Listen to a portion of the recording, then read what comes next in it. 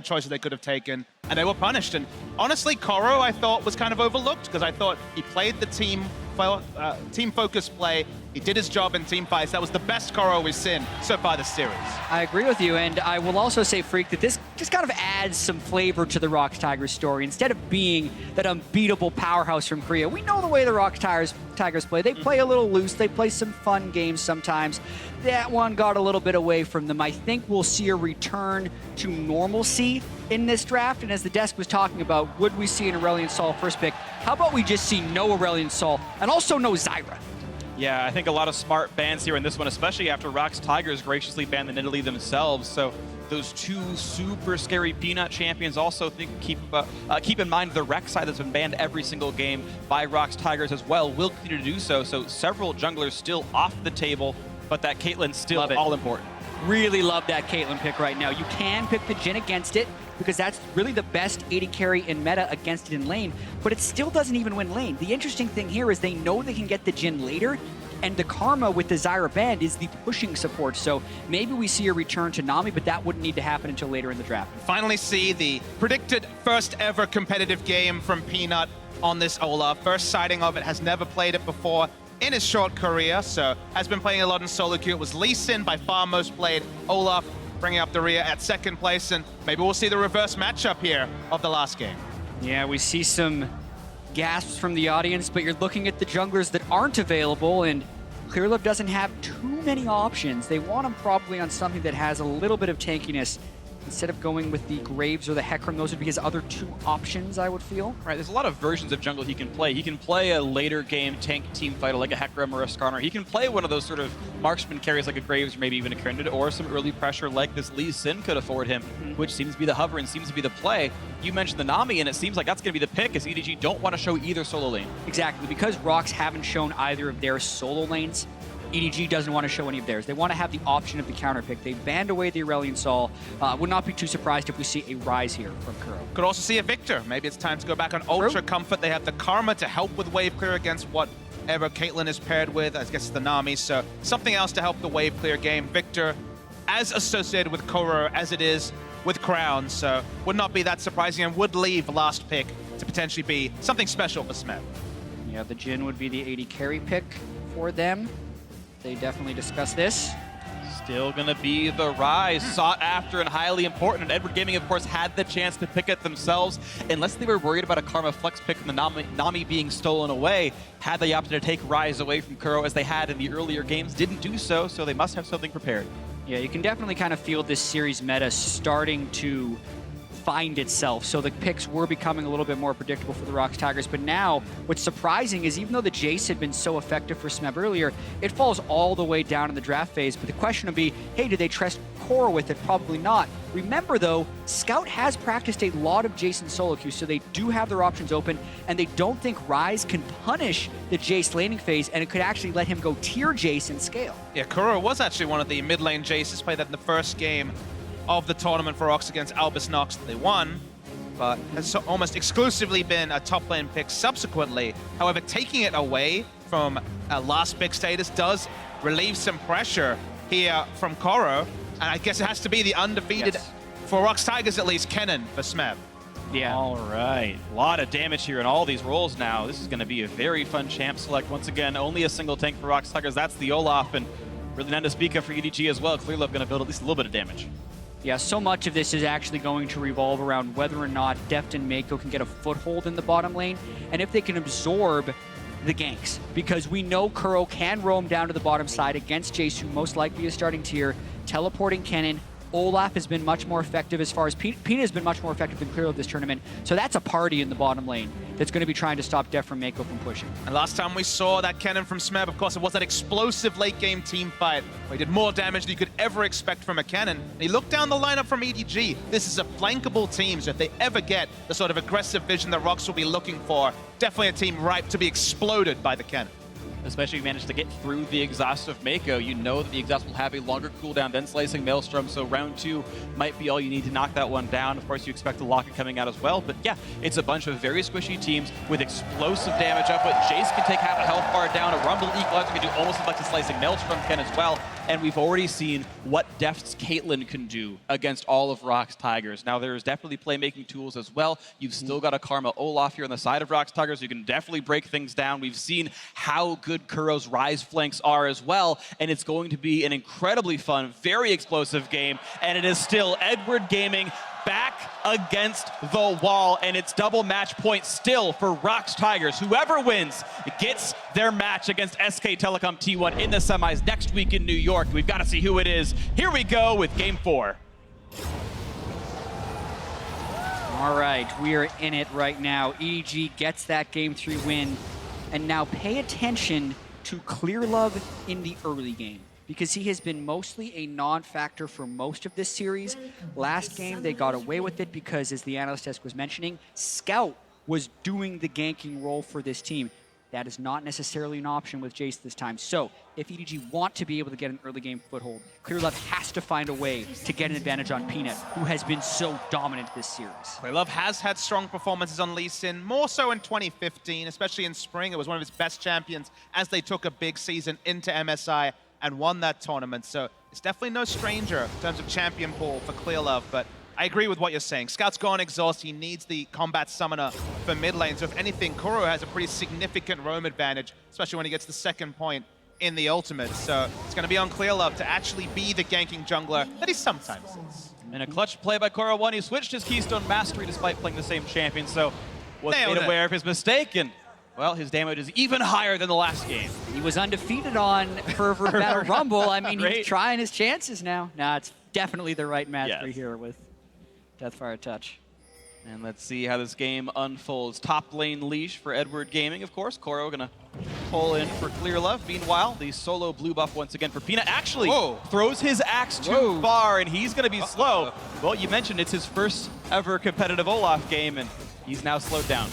Yeah, he's played a lot of it. It was even banned against him because of the solo queue records on it, and I assume some scrim knowledge these teams have, but not a great start. Nice thing about Olaf, though, is when you're lower in health, you do clear faster, so I'm sorry if you asked Peanut, that was all calculated. It was all about falling low and getting the clear. Because clearly, you can't have the axe on cooldown if you want to get to low health. Never, Chad. Well, he's going to be juggling pretty fast now. He does get attack speed the lower he is. Yep. Yeah, I mean, he's going to like cut through this camp. Like, here we go. There you go. Like 2 attacks per second, no big deal. Is he going to actually chug one of those potions? I guess not. You actually don't want to. Stay low. As long as you don't think you're getting counter jungled, optimally you don't potion up at all in Olaf. Yeah, that's a fair point.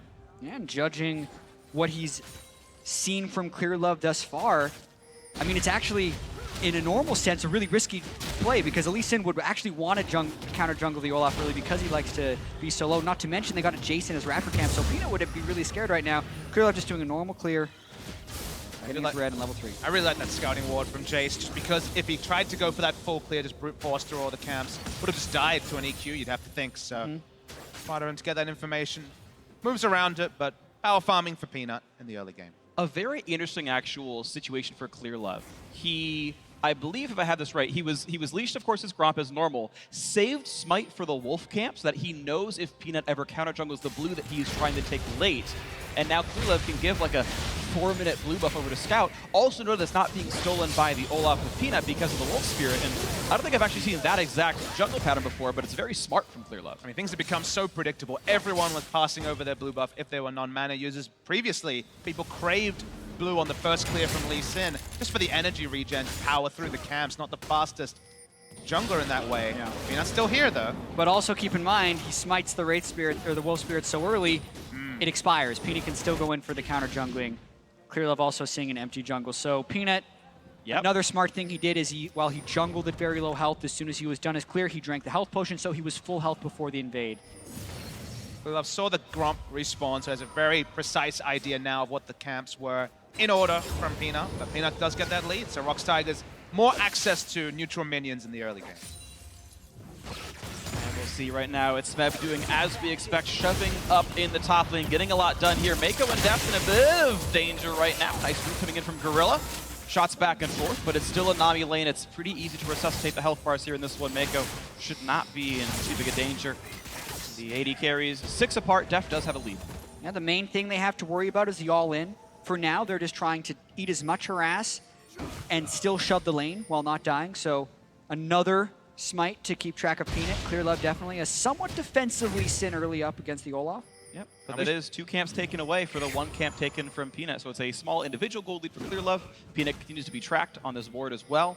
And now they will know the ROX Tigers jungler must be topside. Yeah, we shouldn't be surprised that he has the defensive mindset, even if he plays champions like Nidalee that only came to his pool in 2016. You know, it's more of the Athenes, Nidalee, the tankier, the supportive. The same story with the Lee Sin. It's not in any way the same mindset. That's why it's such a fascinating matchup between Clear Love and Peanut, because they don't share styles, but of course, given the small meta pool of junglers, they do share champion pools. What these guys can do here. Smeb once again in the trade with Koro. Nice stun picked up there, and it's +8 for the ROX Tigers. AD carries the lanes reset. And this is just so risky right now by EDG because Clear Love got river control for the bottom side jungle, but Peanut actually isn't even close to that. So they've lost control of their top side jungle where Koro is getting shoved in and pretty heavily poked. Clear Love trying to make his way back in here. Most popular smite of the game, for sure. Very, very intelligent, tracking the opposing junglers when they're in their own side of the map. And Clear Love will actually be tracked going for this Gromp and aggroes it, and it's going to fight Peanut. That was clever, actually, because if he's not the closest one to the Gromp will path to the next closest player. So it's kind of using the Gromp to be his own wolf spirit to show that Peanut's there. Yeah, 1 wolf spirit each, so evenness. Again, doing it again, and he again knows where Peanut is. Keep The in mind, ultimate support jungler. Lee Sin Q gives vision of its target, so Clear Love twice in a row tracks Peanut with these plays, and Peanut says, all right, I get it, you're doing this to me, and hops out. I mean, Clear Love finds new and innovative ways not to gank, just to vision. Hey man, we're making a positive point about Clear Love for the first time this series. Let it That's breathe true. a little bit. All right, look at this though. Honestly, a pretty substantial lead for the Edward Gaming duo as well. They're actually not going to recall, which is interesting because they were clearly on BF Sword Gold right here for the Caitlyn, but deciding a +6 minion farm is not enough.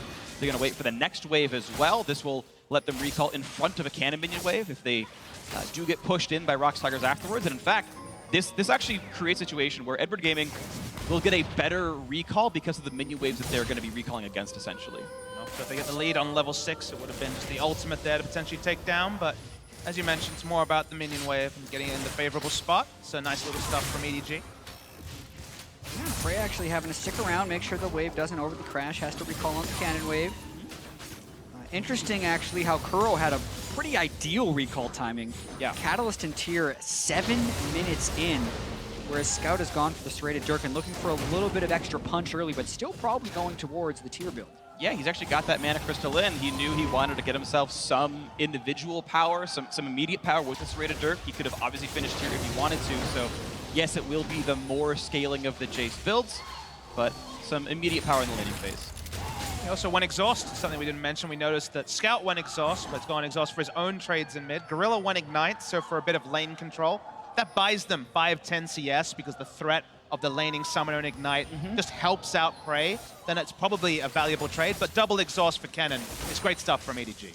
Yeah, exactly. And the ignite in the laning phase, especially when you're up against a Nami, is just so you have a little bit of all-in potential because the Nami Caitlyn isn't going to burst you down. They're going to wear you out. So the way you try and stop them from doing that is to have kill threat in lane and that extra tick of damage when you do get the gank. So I agree with the choice from the ROX Tigers. There's not many targets they really care about exhausting in teamfights or be able to reach with the exhaust. So I think the proper summoner spell choice really across the board. That's going to be the root, nearly letting out a death. Ignite is in. Here comes the fight. Mako's going to tank it, and he lands the bubble. Now the re-engage. Exhaust on the Gorilla, who does have flash. Clear Love holding onto the kick. He's not going to go for the Q for a very long time. Landed on a Prey, and that just feels like a completely fumbled gank. Felt like he overthought it. Now we see some other fighting on the map. Trade of exhaust of the two mid laners. They're going to walk back pretty cleanly either way, though, and both holding their flashes regardless. Once again, trading back and forth. Prey shot at. Ult is going to land as well. 200 HP, 300 left on the ROX Tigers AD carry. And when you kick a player on Lee Sin, you can get a guaranteed Q, especially when it's up against the wall like that. I have no idea why Clear Love would wait on that play unless he was afraid of being flashed into the turret. But they do burn summoner spells, they don't get the kill. They don't even get that much lane dominance either. You're seeing the overall gold game be +200 for ROX Tigers. They are laning better as a team, but the re-engage on Gorilla means nothing because suddenly Peanut is here on the Olaf. A flash forced out of Clear Love, but he is still chasing on the depth, who's nearly out of HP. The chase in for Prey. First blood. That's 2 for Peanut. It might be a third, and the re-engage for Koro1. Can he do much of anything? It doesn't seem like a lot. Peanut very, very low. Slicing Maelstrom. Smeb says, don't you dare go for my teammates. Another one. ROX Tigers 4-1. And it's an extension of the play earlier where EDG couldn't get the secure. ROX is then there for the counter gank, and that's exactly what Peanut wanted. Just such a different mindset between junglers also. You watch Peanut. It was a really nice play from EDG. You understand what they were going for, but Peanut's in the exact right spot. Pops the ultimate. First game on Olaf. Was smart to hold the Ragnar to exactly when he used it.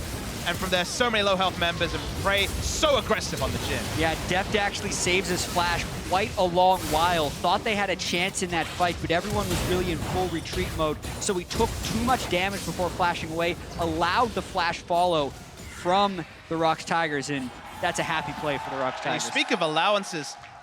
Kuro actually made the faster roam, walked over a pink ward, and Jace stayed anchored to mid. Now, of course, Realm Warp is a lot more useful in getting to bot than the acceleration gate, but Jace could have matched it to some degree. Scout decided to stay mid, and 4-for-1 is a pretty damn big lead for ROX. Right now it's 1,500 gold. ROX Tigers definitely can feel very nice about this 10 minutes in. A different team is like, wait, 3 kills onto Olaf, but ROX is happy with this.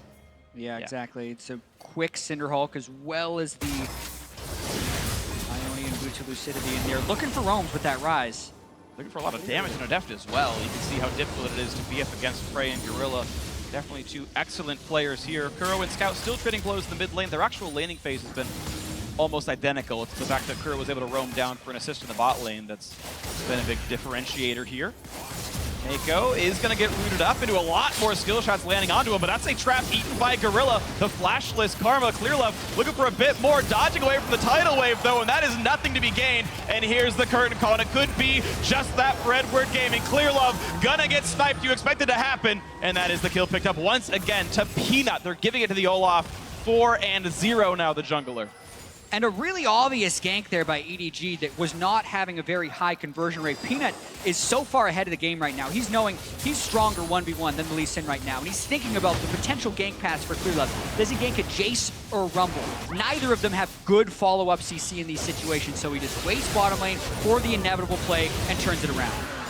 Look at this one right there, actually. Smeb not even getting hit by the equalizer. That would have been quite a bit of damage. Either way, it is the minion wave cleared. But this is the evolution of Peanut. Spring season, he had the famous game that everyone took notice of where he rendered the enemy Spenu jungler flawless, buffless, not granting him a single buff on the map. He was the battle ward, but he's turned into a smarter jungler in some. He's more about pathing, more about predicting the counter ganks, and he's just in the right spot at the right time. He's not forcing enemy movements like he used to, but in situations like this, the team benefits just as much.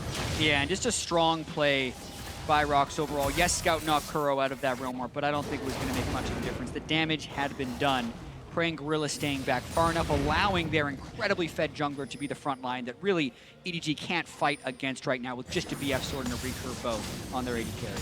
Definitely does not seem easy. A difficult road ahead right now for Edward Gaming. 2,000 gold there deficit. ROX Tigers, though, looking to punch their ticket into the semifinals off of some incredible play so far from No, he's splashless. Trying to turn it around, kicks him into the wall. Gonna wait on the Q and lets him dodge away. Clearlove having a terrible series so far, but it's still gonna be an easy kill because Deft is there to secure it. The ultimate was all that they needed, and now the race is on for first turret. Exactly. EDG sacking bot lane. They just decide to go top, they get a kill, even if it's a trade of turrets. Nice, aggressive, assertive move by EDG. Yeah, and it's not even a sacking of bot lane. This is just a winning of the lane in a sense because they get the first turret and they get the kill onto Deft, which is exactly what they need if they want to be able to kill Peanut in the late game.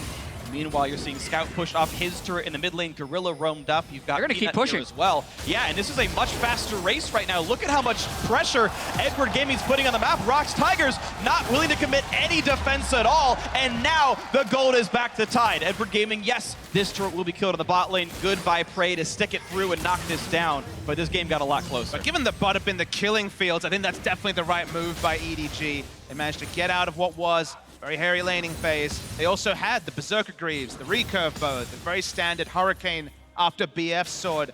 Caitlyn build, and they just pushed forward, and ROX not in a position to answer. Yeah, definitely the right map call by EDG in that situation. It can potentially even make Koro's life a little bit safer as Smeb's gonna have a lot more space that he needs to push up in that wave. See him much pressure he actually applies, though, because this could actually be a no farm zone now for Rumble. He decides to just hold the wave at top. He has teleport. Again, that is exploitable. This is more of an old strategy, but for now, no way for Rumble to enter lane. Looking for the equalizer onto the back line because they want to knock down Prey, but Gorilla is already there to defend him.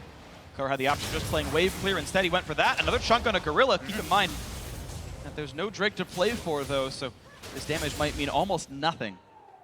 Yeah, agreed. The Drake not up for another little while. Smev is pushing up that top lane. It's not the type of laner that likes to freeze, especially because they want to have that teleport play possible. Interesting as well that there's no gank lined up for this large wave to crash into the turret. It's going to be pretty nice for Kuro as long as he doesn't get one-man dove by Smev. Great. A lot of safety in pushing. There was actually 3 pink wards at that point around top. One of them's been placed around Drake now with that spawning in a couple of minutes, but safety for Smev. I imagine it's probably going to be big item purchase here. Yeah, there is the Proto Belt. And this is the fear in team fights as well. There's no cleanses on EDG. They don't have much magic resistance yet, especially on Deft. Just So worry. close on him. That's the fight. Worry at the bot side. Olaf has been able to get very aggressive wards for the aforementioned cannon flank. He's now got level 2 in the Slicing Maelstrom. EDG have to be very smart about clearing wards when they start to fight for an objective like Drake. Smev will definitely be scary. He's building towards what I think to be an Abyssal Scepter, which will help him and Kuro do plenty to this Edward Gaming lineup, as eventually that item will come through, and life could be difficult. Kuro, the only real magic damage dealer of the team, but building for the matchup nonetheless, I guess, a little bit here. You're seeing the various lane assignments now. The Ryze, the Jace, down to the bot side. Both AD carries. Deft and Prey holding on to the mid, and the top lane as expected, but 1,400 gold puts ROX Tigers ahead, and they are continuing to pressure heavily into the mid lane. They are always the ones pushing this wave in first. Their resource bar is always topped off by the Ocean Drake, and looking for their next big opening into this game.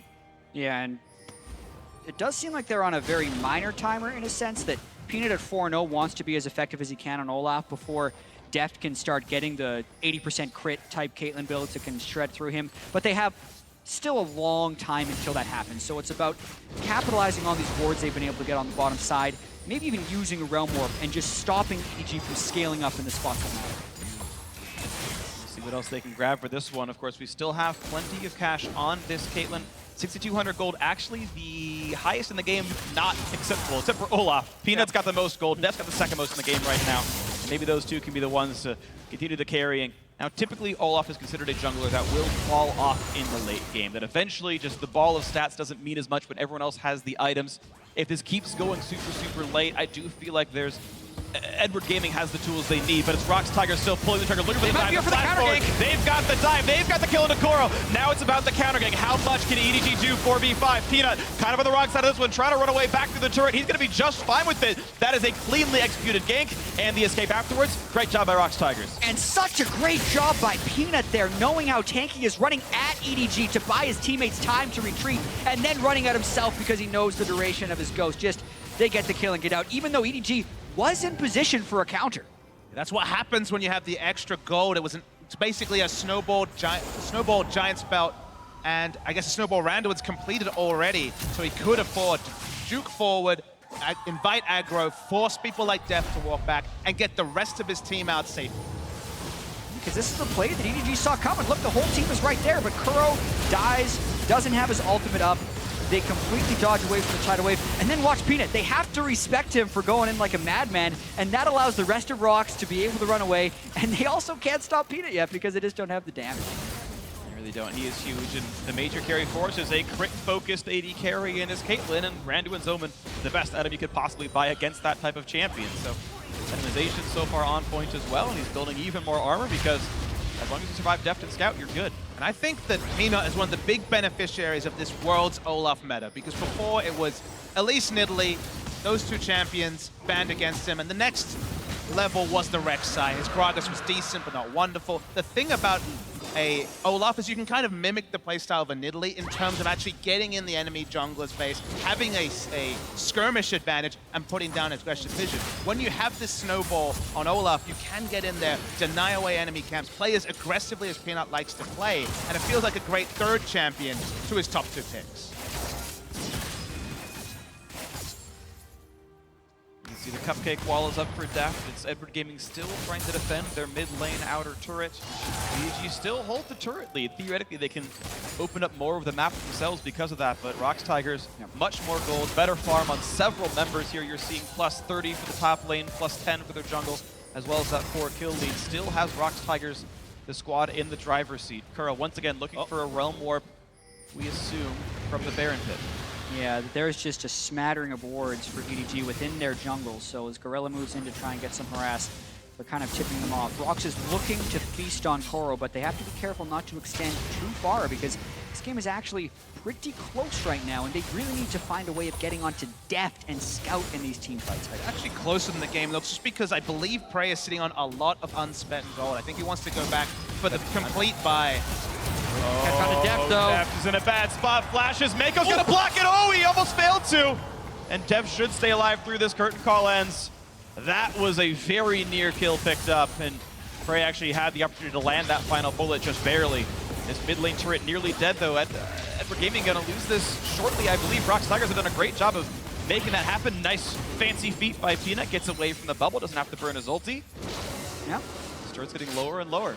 Prey also out of mana, though, forced to recall. The wave clear on this EDG team is pretty exceptional with the Caitlyn and the Jace, not to mention the Rumble if he's there as well. But the map pressure is what's doing it. You cannot necessarily wave clear all the waves at once if ROX is attacking turrets. Yeah, the moment that you draw multiple members to mid, the moment it can't just be the Caitlyn, suddenly Rise pokes out the top tower. Kennen had free time on the bot lane minion wave, pushed that in. So while it wasn't the premium they wanted, which is the mid lane turret, they are inching closer and closer to growing a gold lead. It's only 3,000 though so far for ROX Tigers. Still definitely decent. 2-0 and breaks as well. Ocean and Cloud let you play the long drawn out, play the map, regen up, out rotate.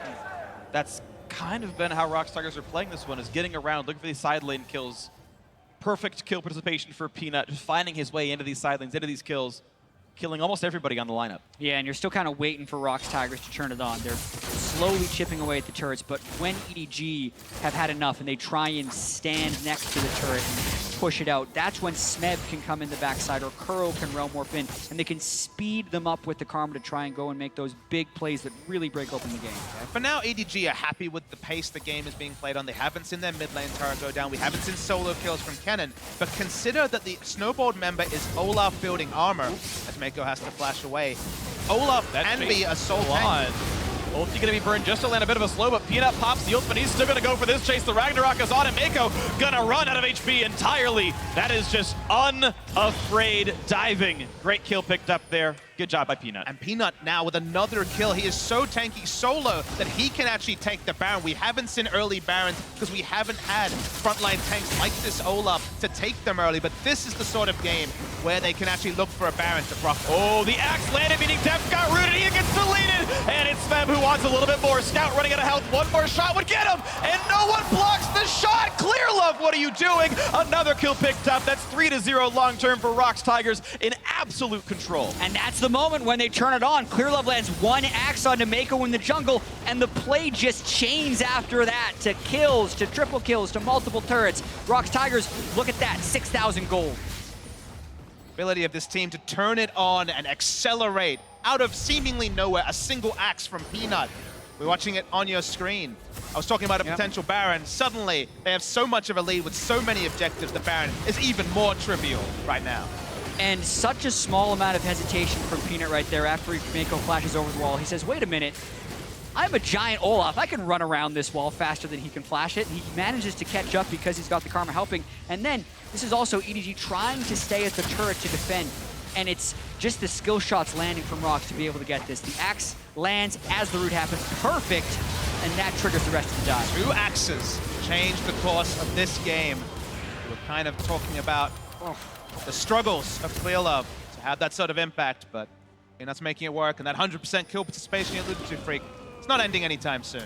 Doesn't seem to be. Everything that Peanut touches turns into gold. He's King Midas himself, just farming enemy champions as much as he's farming every buff on the map. Now Clear Love gonna lose his red buff, and it's going from bad to worse rapidly now for Edward Gaming. ROX Tigers almost looking angry, saying, oh, okay, you took a game from us? Never again. And they have been smashing this one open. And we were hoping to see a return to normalcy for the ROX Tigers after that Game 3, where they picked the Fiora even though it didn't really fit with the team composition, got punished by EDG. They have to respect EDG for that, for being able to punish them on that, but now they're back into more of the picks that fit their playstyle. The viewers might ask why, chat. Why are we looking for the steady in Game 4? Why not just hope for that cool Game 5? And the reason is that we want to hold ROX Tigers to that standard we did pre-tournament. We want to hold them as a team that can take it all down. And how they react from a loss where clearly they took a couple of luxuries in the pick and ban and fell down, this is how they reply. And the shot is there on Mako. He's got nowhere to go. Chopped down yet again. Peanut is godlike and playing like it. Absolutely. Kuro at half health. That's fine. Who cares about that one? ROX Tigers have killed the support once again. Mako 0-3 on this Nami. And here comes the attempt to bait Baron Nashor. Yeah, keep taking the kills if you're Peanut because you're doing work with it.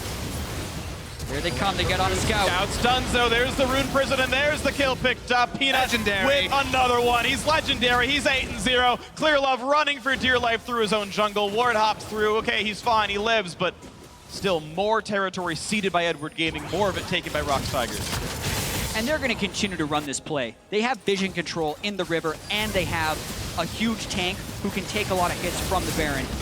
EDG has to abandon it, and ROX is going to take it no problem. Two things that have come for this series for ROX Tigers are not the things I expected coming into it. The first one was the Aurelion Soul. Now suddenly a must ban or a considered ban against Kuro, but the other one, Peanut, mentioned it. This is the third best of 5 of all time. First one, spring season final.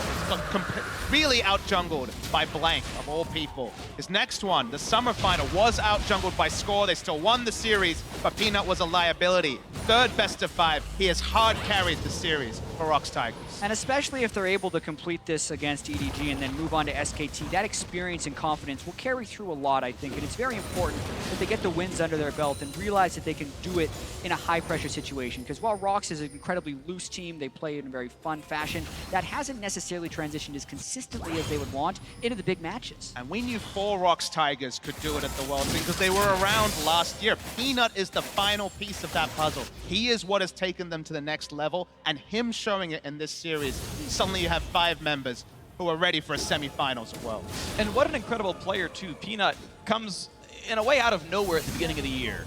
And by the time World starts, the thought is Peanut the best jungler in the world? Already in his, first year professional play. And now he's bodying Clear Love in this best of 5, who is potentially the other sort of hallmark to that. And Peanut continues to excel. The question is answered, Free. There is no one playing anywhere near the level of Peanut at this Worlds from the jungle. I agree completely. Peanut is an absolute monster. He is now literally carrying ROX Tigers on his back here in the 4th game in this one. 8-0-3, perfect scoreline here on the Olaf, practically invincible, and it's ROX Tigers looking for what could be their final push. Peanut is on the hunt. He wants to kill off Scout, gets knocked back with a thundering blow, but it's still a turret being destroyed. Yeah, loses the Ghost, but the ROX push will continue. They have Cannon in one lane, Frey and the rest of the team in the other. And Peanut, because the Karma is also supporting him and because he has his ultimate, can maintain a certain level of aggression. ROX know, though, they have a 12,000 gold lead, don't need to take too many liberties. This win will get that matchup with SKT that they've wanted. It looks almost certain now. 11,000 gold up. It would require a miracle for Edward Gaming to turn this one around. They haven't shown those signs of life. Here we go. On to the inhibitor. The turret's already dead. Baron buff is already on. They've got everything they need, ROX Tigers, to push through on this one. Looking for just a little bit more. Now this knife's gonna land on a Coral. The axe is there. Peanut decided to chill a little bit and not push too hard. But Kuro is splitting. He's knocking on the bottom inhibitor turret as well. Peanut joins him. That is now 8 turrets for ROX Tigers as it falls. And this is one of the big problems for EDG in this game, is they just have no way of pulling the trigger and making initiation happen. They're a poke siege comp that has fallen very far behind, and their initiator has been underperforming to an extreme degree. Clearlove would be the one that has to go in, but he hasn't even been able to kick someone into a queue, let alone do an insect play. There's the exhaust and Smeb diving into this one, getting the health bars low. Rollwarp does much of nothing, but it does bait the bubble out of Mako. But it's all of EDG now stuck on their fountain as the inhibitors are falling. Those can't run away, and they don't heal nearly as fast. 2 inhibs down. ROX are gonna say, great, that's enough for us. Let's take the Inspire Shield, and we'll reset. Yeah, the Baron buff was about to time out, so smart. They got their 2 objectives. Go spend some gold. Head up for the Drake. If you really need it, pick up an exit red buff. So, ROX Tigers, 13,000 gold. We penciled in their names to face SKT after game 2, and they decide, no, we're going to play another game. But I think we can start putting it with ink now for that semifinal. Yeah, and such a performance by Peanut in this game as well. Definitely learning some things about the pick and ban phase throughout these quarterfinals. In a small extent, I feel like I'm taking crazy pills when people aren't prioritizing Aurelion Sol, because he seems to just superpower some of these teams that have a weakness in the mid lane, whether it's pressure or control, and Aurelion Sol just patches those so effortlessly, it seems. And in this series, as soon as Aurelion Sol is banned, things kind of get back to normal. Kuro, while he does have a pressure advantage, it's not an insane one, and the rest of ROX can just kind of play their game. This is the ROX Tigers that we kind of expected to see. Peanut run all over the place, and Smeb has been effective, but it's really been the Peanut show. And look, historically, if you look back at this tournament a year's time, you can be like, yeah, but it was the ROX Tigers playing their game. But we know, living in the moment, that there wasn't these sort of performances to counterbalance some of their very weak performances in week 1. They earn the right for you to say they're having some fun in the draft in game 3 by winning game 1 and game 2 as cleanly as they did. And then now, by sticking that level of performance, playing this level of game in game 4, only now can you say, okay, SK Telecom, this team's going to be no walkover. There's not much left in their way. This could be the winning push right here. 2 inhibitors down, plenty of gold in their pockets, and Smeb poised to make the flank play. Scout's the one who's wearing the exhaust. He's got to be the one to keep their team from being evaporated when Smeb does choose to go in. Gorilla's poke comes through. Another root on the Coral 1. Doesn't mean enough, though. Not yet diving. Yeah, it's interesting how ROX is prepping this because they don't have the Baron buff to keep that minion wave alive. So instead they're trying to kind of escort the 2 super minions into the Nexus turret, which will pull EDG off and then draw that wave clear to threaten a dive and prevent the wave clear from hitting that other turret, and it's working quite well. And with Scout down at the Nexus turret, this might be the wave as it comes through. Scout's still down there, and this turret has yet to be attacked, but they're going to eat up the traps, and here comes the play. They've brought in Smeb. He's the back line, and Scout's nowhere to be seen. They're getting evaporated, assassinated in the lightning storm. This is all they could possibly need. Clear Love running out of health. Scout nearly just nothing to do anymore. Jumps back towards the fountain. Who even cares?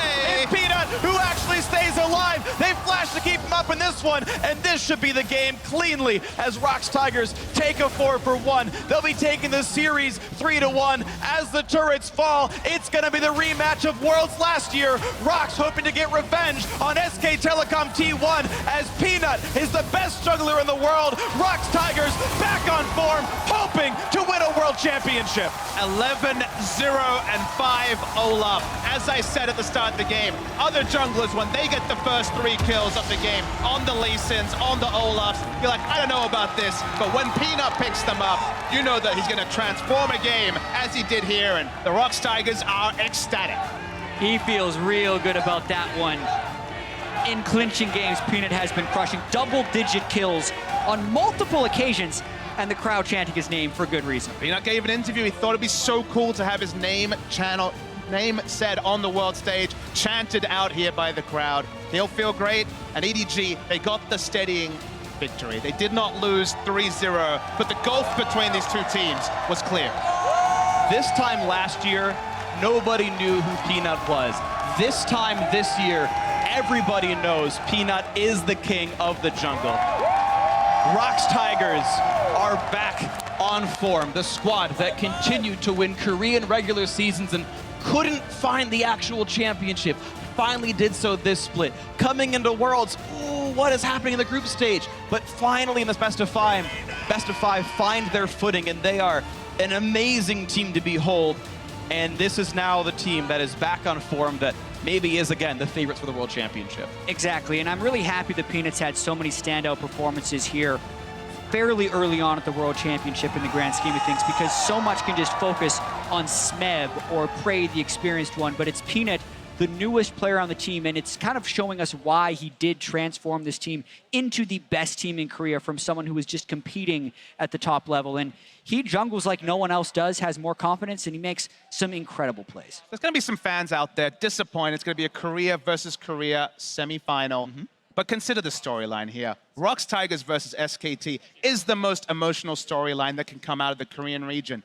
LCK Spring 2015, first ever split, but then the GE Tigers lost to SKT in the final. Worlds Final 2015, lost to SKT in the final. Spring season of this year, lost to SKT in the final. Finally got that championship win. Everyone's so happy. Didn't beat SKT in the final. KT so now, for them to have it be their year, and what a year it would be, they need to beat SKT to get there, and we're guaranteed that match in the semis. I, for one, am stoked. It's actually going to be an insanely amazing semifinal. I cannot wait for that one. It's going to be super, super hype. And it's just kind of amazing to watch. I want to give props to all of ROX Tigers. I never got the chance to. Gorilla also had a perfect game, 0-0 in 16. Perfect enabler. I mean, didn't steal any kills, didn't die, 100% KP. That is the best scoreline you could hope for in a support. And he was like, hey, Olaf, you like running at people? Have a shield and some movement speed. Go for it, buddy. Go smash some kids. And, you know, Gorilla played super well. The rest of his team were enablers. I mean, no one had more than 3 kills on his team. It's a 16-kill game. And, well, Smeb had 3.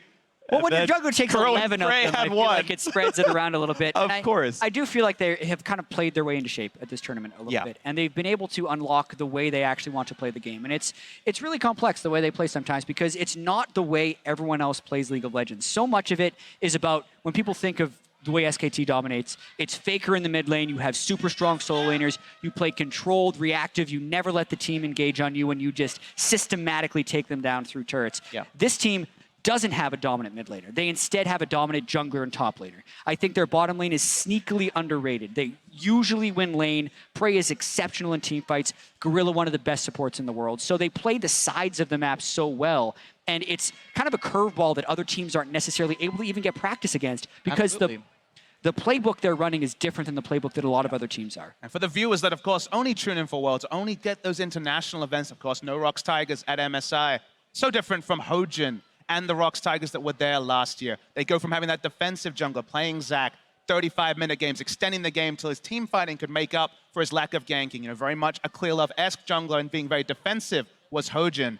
It's so different. They've evolved, and they evolved so quickly. This team went straight out with Peanut in spring season and went from a team that had to play defensively to a team that had to play aggressively. Because Peanut, to your point, Freak, was playing on Naj, and he played a bit, but his team kind of criticized him for not playing with the team because he was always aggressive and he didn't really have the backup to do it. He has that backup from the 4 other members that already have that World's experience. And it's great to see a team take a risk and take them to the next level. Yeah, and it's really amazing. I mean, the whole lineup is very good. I keep sort of, when it's my turn to talk, I'm bouncing to the other players in the team, not to take away from Peanut, but I was expecting in this game to talk about Prey versus Deft, right? 2 of the very best AD carries in the world. We knew Edward Gaming played around Deft so much. He was the damage shareholder of the team. It was all about him. And Prey had amazing stats coming in as well. Like, this was a player who did 200 damage per minute more than the average player on his champion. Like any other pressure player at Worlds does this much on Ezreal, he does 200 more than him. Just always a better performer. Whether he's winning lane or not, he gets those outputs. And yes, I think Prey still had a wonderful season as well. And it's all of ROX Tigers who seem to be playing at their peak, at a high level, and are ready to push this one through. It's been a great ride watching ROX Tigers win this one convincingly 3-1. Beautiful play by this squad. We'll see them in the semis, but for now, we're going to head off to Shox for an interview with that ROX Tigers AD carry. Thank you very much, Freak. I am indeed standing by with Prey. Congratulations on making it to the semifinal. I first want to ask you about the series, and specifically after the 2-0, you guys looked set to take it 3-0. You picked a Fiora, looked very comfortable, then let Deft have Caitlyn in game 4. Does that reflect how confident you guys were that you could pick up the win here? 우선 4강치를 축하드립니다. 이제 2대0으로 이길 때까지만 하더라도 이제 3경기에 끝날 줄 알았는데 3경기에 피오라를 고르고 이제 4경기에는 데프트한테 선수한테 케이틀린을 지어주면서 살짝 자신감의 표출이 아니었나 싶은데요. 어떤 생각 말씀해 주세요. 네. 일단 케이틀린 같은 경우에는 뭐 자신감 이런 걸 떠나서 그냥 나눠 먹는 픽이라고 생각을 했고요. 피오라 같은 경우에는 이제 경호가 이 경기를 이기고 나서 이제 좀 자신감이 좀 차서 한 것 같은데. 네, 그 약간 4경기까지 어떻게 가게 되면서 경호가 조금 미안하다고 하더라고요. 네. So about the Caitlyn pick, it's actually it's more of a just like splitting ADCs among teams, so not much of a confidence thing. But about the Fiora, after winning game 2, Smeb was full of confidence, and he really wanted to play Fiora. But after game 3, going to game 4, Smeb, he was really sorry about that game result. Well, you guys still won in the end, and now you have some time to recover and build up towards that semifinal versus your LCK nemesis, SK Telecom. A huge matchup. Can you speak to how important, how crucial that matchup is for you and the ROX Tigers, and how much it would mean to be able to win and go to the final? 이제 4강전에서는 가장 락스타이거즈 숙적인 SK텔레콤 팀과 붙게 되었는데 이 SK텔레콤전이 얼마나 중요하고 이기는 게 얼마나 큰 의미가 프레이 선수랑 락스타이거 팀한테 있는지 말씀해 주세요. 일단 저희가 우승하기 위해서는 당연히 이렇게 거쳐야 될 상대라고 생각을 하고요. 좀 결승전에서 만났으면 좋았을 팀인데 이미 같은 조에서 배정된 건 좀 어쩔 수 없더라고요. 그래서 뭐 최선을 다해서 한국 가지 않도록 노력하겠습니다. So I think it would have been better if we were able to play against them at the finals, but I can't do much about the group draws. But I think we're going to try really hard, and we'll try our best not to go to Korea and New York City. Okay, and go to New York City, yeah. Final question. It always amazes me how happy you guys look on the cameras. You guys are singing all the time, even when a game isn't going that well. Can you speak to the team atmosphere in the ROX Tigers and how that's helping you put these results on the board? 락스타이거즈 팀이 유독 항상 좋은 분위기 속에서 게임을 하는 걸로 보여지는데 심지어 지고 있을 때도 막 노래를 부르고 되게 웃는 얼굴로 게임하는 모습이 매우 인상적입니다. 그 팀 분위기가 게임하는 동안에 어떤지 말씀해 주세요.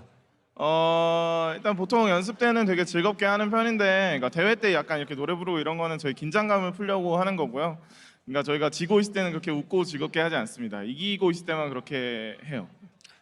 So during practice, we actually have a lot of fun. We sing, we play together. But during the game, we just trying to have that same atmosphere in order to be more relaxed and not be too nervous.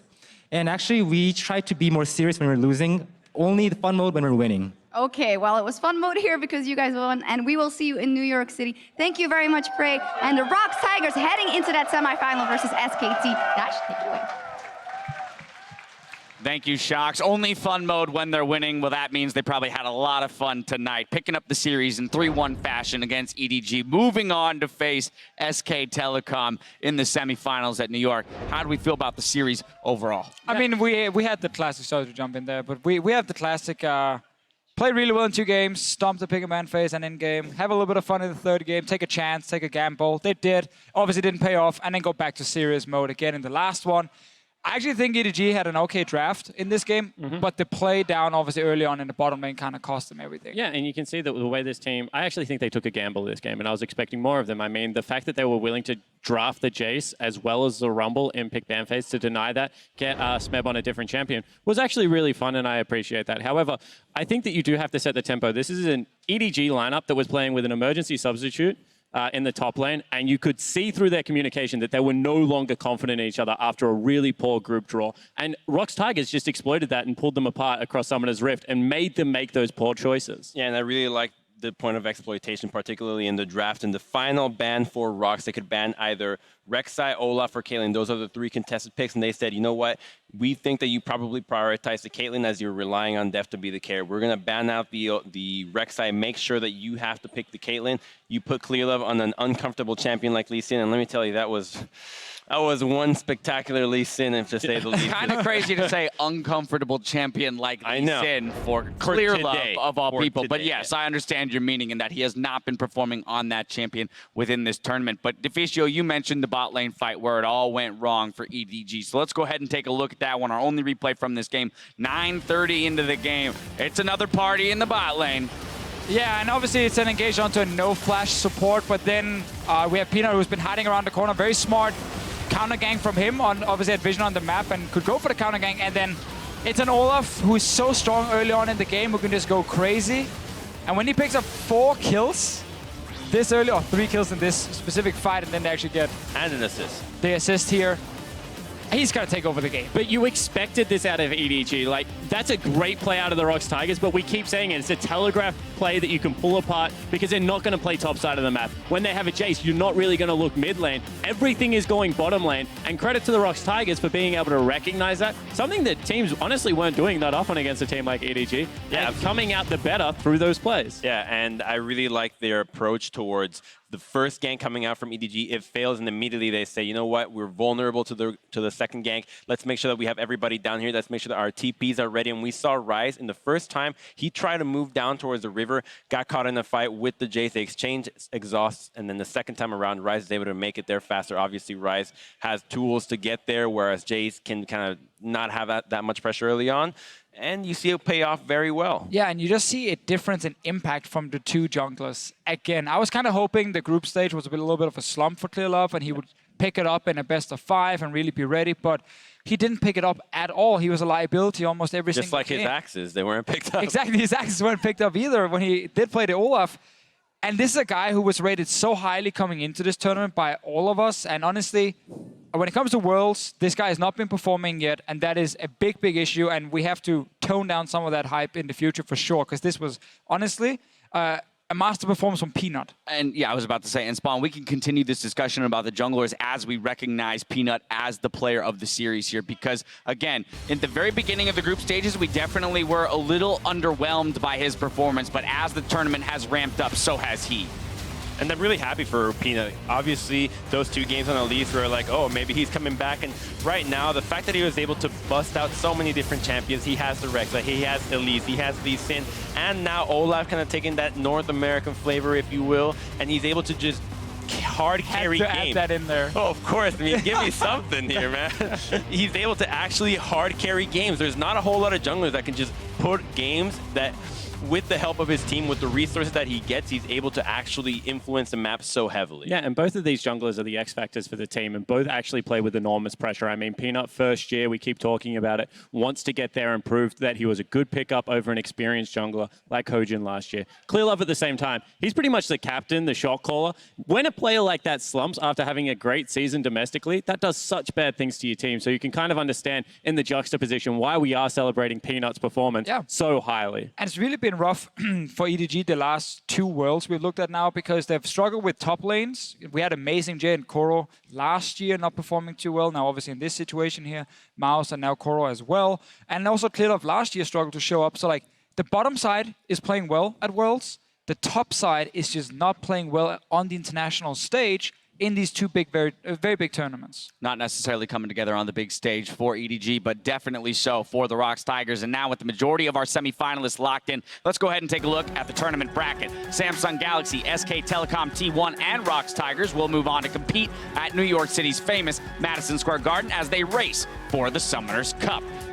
And of course, join us tomorrow as we book the final ticket to New York. We'll kick things off at 3 Pacific, where H2K squares off with Albus Nox Luna for that last slot in the semifinals. So, gentlemen, I want to do a little bit of a preview here. I mean, both of these teams, people were not even sure they would make it to the quarterfinals in their group. People were looking at AHQ maybe over H2K. And then, of course, Albus Nox came out of nowhere and surprised many. But our thoughts here. Well, H2K has just been looking unstoppable, particularly their laning phase. I don't think that there's any team that's able to really keep up in terms of individual performances in all of them. And I really like the fact that Ryu has just showed up. A guy that in the EU LCS is just like, meh. And then now, right now, he's able to actually get the team in a 4-0 in the group stage week 2. And I look forward to seeing him do the same in this actual quarterfinals. That's what I love about H2K right now, is every lane is performing. Yankers is showing up in the jungle as well.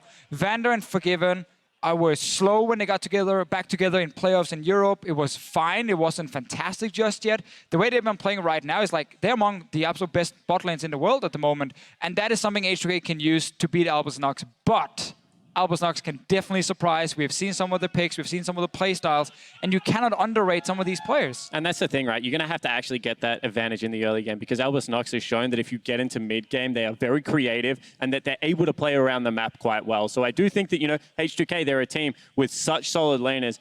I would not be surprised if Albus Nox didn't have something prepared for that, play directly into it, see if they can get some strong laners themselves, and then chase them around the map in the mid game. And we've had the opportunity to speak to and hear from multiple H2K members, and all of them have said something similar. They're going to enter the best of 5 confident, but absolutely not going to overlook this team that came in and ultimately smashed a group stage, against the expectations that were set for them. Well, they have to tread lightly because Albus Nox, as we talked about, they did win fair and square against all these teams, and especially the victory against ROX was just such a showing of a strong team that had composure even when things went wrong. They got Baron stolen, they were unable to close, team fights not going their way in certain advantage, but they just kept aggressing regardless of the itemizations that they had, and that's something that you wouldn't expect out of a wildcard team, to be able to know how to do that and especially execute it so well.